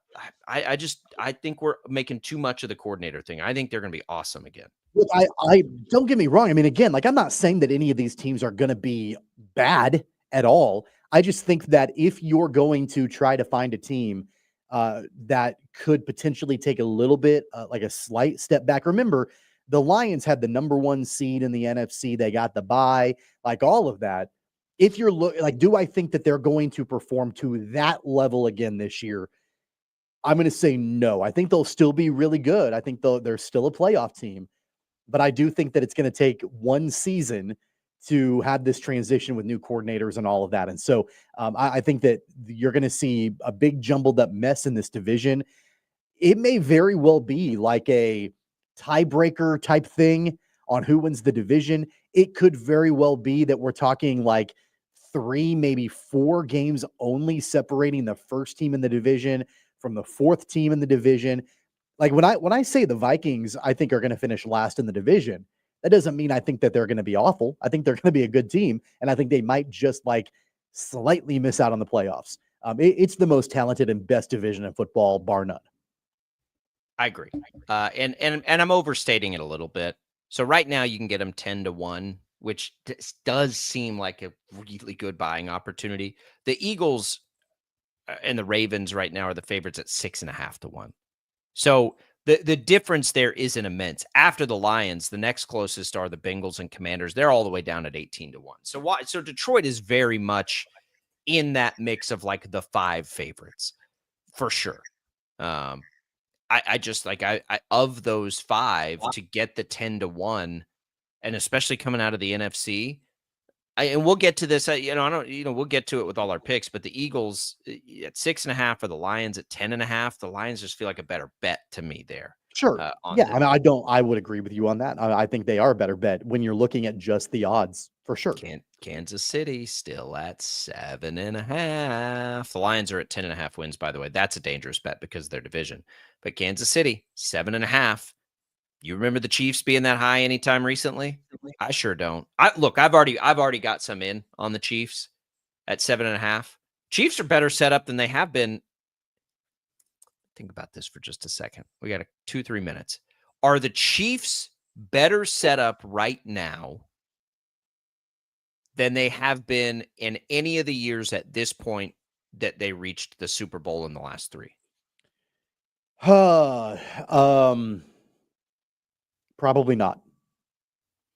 I think they're probably set up the best. Is it what would be? I think they're set up the best, right? Like because they have had a problem at left tackle in almost all of those years. Not as big a problem as they had last year, obviously, but it hasn't been solidified. Other than the loss of Joe Thuney, though, and I'm baking in, yes, that I think Kelsey is going to have a resurgence this year because he is older. I get that. But when we look at the total picture, we'll see what happens in the secondary. I guess if there were 2 questions to that, it would be the secondary and it would be Joe Thuney's loss would be the only big differences, but they've added more offensively. This is by far the best skill group at receiver that Mahomes has had in any of these seasons, by far to me. Even if Kelsey just gave you what he gave you last year, it's still the best. Collectively, yes, I would wholeheartedly agree with that. Collectively, the best overall collective group of wide receivers that he's had. I mean, I think that it's hard to, discount when you've had a Tyreek Hill on your roster for a few years as like the top guy in, the wide receiver 1 and all of that. But collectively, as a group, yeah, it's got to be, if they can stay healthy, the best collective wide receiver group that Mahomes has had. Yeah, and not even close either, because last year when we thought it would be, they lost them all. I'm watching that Kingdom documentary right now, and it was the 2nd episode, which holy smokes, does it make you appreciate Andy Reid. Man, they do a good job with Andy Reid in that episode. But it kind of a part of it, I told you, it is a weird like timeline and sequence of how they kind of jump over to all the different issues in that which is an Andy Reid focused episode. They also focus on how many receivers and weapons they lost. And it's just like one after the other. And you're just like, holy cow. And they overcame it. Hollywood Brown's back at practice. They're going to have Rashee Rice at least at the beginning of the season. They are flipping loaded to start this year on offense. And I think they're going to flex on people that way. All right, we'll come back. Let's talk a little KU football. Our guy Shreyas Laddha joins us next on Sports Daily.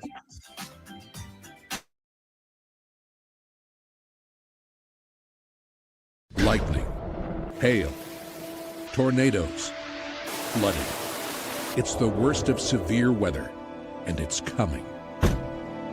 Spring brings warmer temperatures, but also dangerous weather conditions. Stay up to date day or night with the Storm Team 12 weather app. You'll get accurate forecasts, so you can plan ahead and stay safe, no matter the weather. Download the Storm Team 12 weather app, brought to you by Stutzman's Greenhouse. The future of television has arrived. Next Gen TV is here with stunning video, movie theater quality sound, enhanced voice clarity, and interactive features, all upgradable for the future. Learn more at watchnextgentv.com.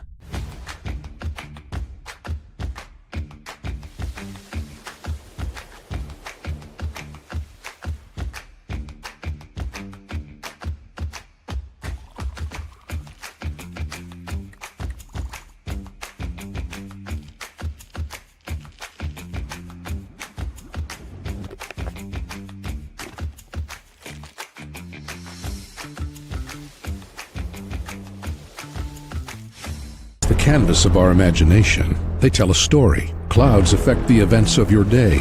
Sometimes they growl, sometimes they inspire, but they're always the messengers of nature's mood, written in the sky. Storm Team 12 understands the language of clouds. We're dedicated to decoding their message so you know what to expect. Behind every cloud, there is a story waiting to be told. Trust Ross Jansen and Storm Team 12, alerting you first to the impact on your life.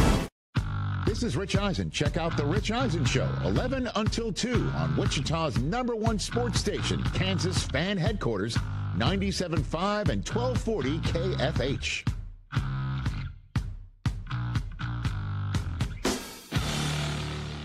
Odyssey is one of the most influential audio and entertainment brands in the nation. You already know Odyssey's iconic local radio brands in Wichita. But did you know Odyssey has the country's best collection of music, news, and sports brands? Odyssey is also a premium podcast creator, major event producer, and digital innovator. Odyssey brings people together across the country and right here in Wichita. Odyssey also delivers meaningful radio and digital audio results. Find out our story and impact at odysseyinc.com/Wichita. Make yourself known now. 310-1 in traffic pursuit. Oh my God, here. Investigate TV Plus begins with real people. We investigate stories that impact you. And inspire change every day. Something is broken. Real problems. Why are they hiding it? And real solutions. My daughter was dying in front of me. What was your reaction when he said that? Investigate TV Plus, weekdays at 3:30 p.m. on KWCH.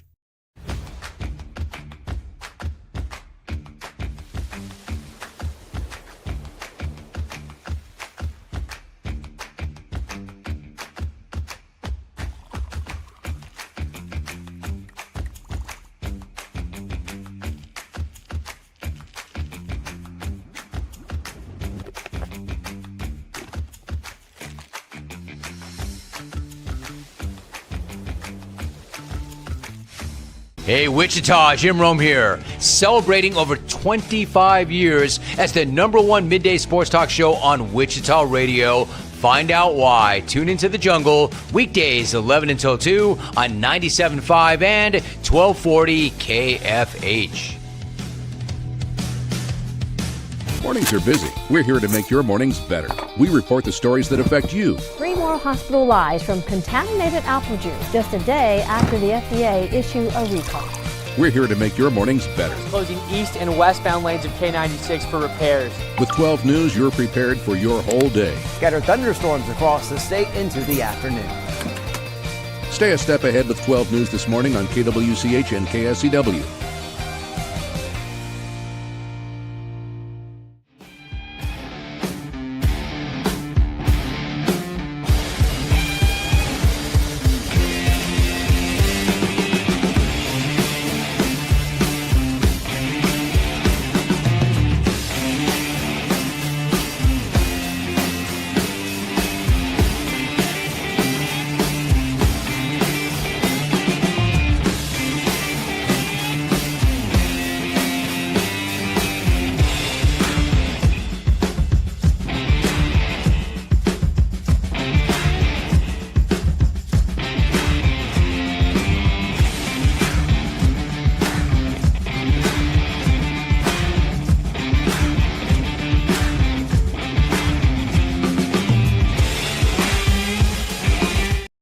Each. All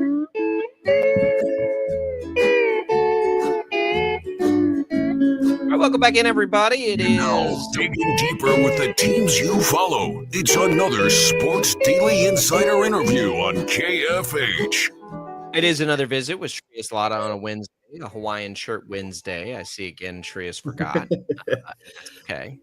I'm going to pretend he forgot and is not just outright refusing to celebrate and participate. Shreyas, how are you? Good. How are you guys? We're good. We've been talking K-State. Everyone's getting ready to go to Ireland. One of the beauties of this weekend for KU is it's the opposite. It is staying home and sort of unveiling the new digs, the new stadium, all the new looks. They had their big, unveil of different things to the media this week. But the bottom line is it's good to have them back on campus there How is the buzz up there in Lawrence right now? I don't think it's a sellout yet, which surprised me a little bit, but I assume we'll get there by Saturday. Yeah, I think I saw on the Kansas football account maybe yesterday, they said they had 900 tickets left. So it'll probably be good to go by Thursday, I presume. There's a lot of excitement. I think the players, the coaches, etc., are ready to play in Lawrence again. I think last year I had a player tell me that it was, when they were on the road in Kansas City, it just, felt like a road game. I mean, technically it was a home game per se, but, playing at Arrowhead, playing at, Children's Mercy, it's just, I guess, difficult to kind of get the simulation and feeling you get in Lawrence. There was an offensive lineman that said they call themselves MOB, Men of Booth. So they said it was tough to be Men of Booth in Arrowhead, which I thought was a very hilarious little quirk. But yeah. It was weird. I mean, I think we can, now that we're through that stage, I think we can say it was weird. I went to games at both Children's Mercy and Arrowhead. I love both of those venues. It was odd. It was especially Children's Mercy. That was an odd way to watch a Kansas game. Have you had much of an opportunity to go see the new digs and walk through the stadium? I mean, I'm going to be up there on Saturday. I can't wait. I want to see what it all looks like and how it all feels. Yeah, no, yesterday I went in and was part of the media tour. Got to try some of the concessions. The chicken tinga nachos, pretty good. Not bad chicken tenders either. But I was super impressed. I mean, I think Travis Goff has tried to say there's no bad seat in the house. And I think I kind of agree with that sentiment. I saw the viewpoint from like the most back seat in the stadium. And it was still a pretty good seat, on the, at least in the north and the northwest end. They've done a tremendous job, great history kind of inscripted into the program. A lot of really cool things in the stadium. Obviously you hope you can get something like that when you spend $300+ million, but you never know. Right. And I came away very impressed. I think KU fans are going to like it a lot.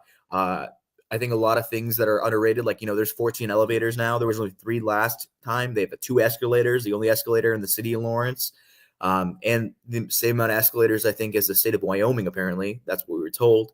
But, I think there's just so many underrated aspects of this stadium build that fans are going to enjoy besides just the stuff that's in your face, like the end zone, the lights, etc. They'll only enjoy it if KU's winning football games, Shreyas. We don't know a lot about Fresno. I don't know how much you've studied film or looked at Fresno State. KU's a big favorite in the game. I have told people this, talking privately. I think I've said it here about KU this year. Like, I got to see him play. I don't know. I mean, I know I like Jalen Daniels. I know I like Highshaw, and I know Lance Leipold can coach. But this is I have got to see them play a little bit to have any opinion on what they're going to do this year. And for that reason, I'm just excited to get them out there and see what they've got. I don't think you're alone in that sentiment. I mean, I've talked to some media members who they're all just kind of like, well, like you said, we know what Jalen Daniels is for the most part, but obviously we don't know because he was 2 different quarterbacks last season. Right. And you know what you're getting from Dana Highshaw, but then it's a bunch of new guys, a bunch of new names, a bunch of question marks, like how good is the defensive secondary without Kobe and Mello? How good does the wide receiver room look with a bunch of new guys that are none of them are returning from last year, basically starting wise. I think Fresno State's a tough, opponent to play week 1. They've beaten their fair share of FBS teams in the last 4 or 5 years. They were a middle of the pack West team last year. They are pretty brand new. A lot of transfers, a lot of their good players kind of transferred elsewhere. But they have a veteran quarterback in Kurt Warner's son. I think it's EJ Warner is his name. Yep. And he's played 31 games from, other he played at Yale. He played at another conference or another school that's slipping my mind at the moment. But, I think it's a good test for Kansas. I think them being double-digit favorites, I could very easily see this be a tight game, like going into the fourth quarter, Kansas only up 10, and then Kansas kind of taking it away from there. But if you remember last year, this Fresno State team was within 10 of Michigan, or within 6 of Michigan, I think, in the fourth quarter. So they're a tough out, and that was in Ann Arbor. That's Ann Arbor. This is Lawrence. So it's not quite the same. Yeah, one of the comparisons that I'm, I'm trying to not connect these dots because I don't want the same fate to happen this season as last year. But you mentioned Children's Mercy Park. One of the games at Children's Mercy Park was UNLV in week number 3, and Kansas lost that game 23-20. Now UNLV, they finished the season 11-3 in the Mountain West, while Fresno State was right around 500. So UNLV was a better football team than Fresno State was in their same conference a season ago. But I'm having a hard time not trying to draw comparisons between the last time the Jayhawks played a Mountain West team and who they're facing this weekend. Yeah, no, I mean, I completely get it. I think this Fresno State team, like you said, is just not as good as UNLV. I also think I have no idea what to expect of them because most of their good players, transferred elsewhere. They went to Baylor, Alabama, etc. Obviously playing a veteran quarterback will be a good test on this young secondary. Other than that, I'm going in with a pretty clean slate of I have no idea what to expect from this Kansas team outside of I think Jalen Daniels is a pretty good quarterback. I think Daniel Highshaw is going to be pretty good. And wide receiver room has received a lot of hype, especially Emmanuel Henderson. Other than that, I wouldn't be surprised if anything happens, I guess, because both sides of the ball are filled with a bunch of new faces. There are going to be some growing pains. I think for me, the biggest worry is always going to be how's the pass defense going to look like? And I think they have some talented guys there like Jalen Todd and Austin Alexander and Gibbs, et cetera. But the issue is 100% going to be, are they going to be as good as Kobe and Melo? And if that's probably not going to happen, and that's okay, then that means the defensive line has to be better. The linebacker room has to be better. Kobe and Melo gave, Kansas a lot of opportunity to get away a lot of things that they couldn't necessarily get away with, I think, this year. What is the identity of this offense going to be this year? It's hard to imagine it because the receivers have been so consistent with Jalen Daniels the last few years, and now they're not. Are they a pass-based offense? They also lost Devin Neal, so it's hard to imagine them as a run-based offense. What do you think they'd like to do? I think it'll be a healthy balance, a mix. I do see the run game being a big part of it because LaShawn Williams is a great running back. Just 2 years removed, he was a Big Ten all honorable mention. He struggled to stay healthy. Same thing with Highshaw. I think they'll be great complementary backs. And I think, maybe you're not getting 100% what a Devin Neal gets you, but if you get 80, 90%, I think that's good enough, I think, to have a pretty good offense, as long as you assume that Jalen is what he looks like in the second half of last season. If he can keep the turnovers down, if he doesn't force things into tight windows. I was talking to former Kansas quarterback Carter Stanley about this for our film room session yesterday. And a lot of it's going to be just, make things easier for Jalen. I think one of the things with Grimes' system, I think, especially the first couple of weeks, is wide receivers were not as open as they should have been. And I think he had to fit in a lot of tight windows and play a lot of hero ball. When, I think Zebrowski, we saw in the UNLV game, that's the one game we have taped of him being offensive coordinator, is guys were getting wide open. It's just on Jalen to deliver those, strikes to them and get it to them. And I think just having that continuity, he's been his quarterback coach for 5 years now. He's only going to make it easier when him and Zebrowski are going back and forth with certain plays at the line or whatever. You mentioned the loss of Kobe and Melo. There were a handful of games last year that the only reason that Kansas was even in those games was because of their efforts. They were aggressive. They were able to take advantage of, getting turnovers and keeping the Jayhawks in these ball games. It's going to be extremely difficult and I think impossible to replace their impact right away. But what do you see in the secondary?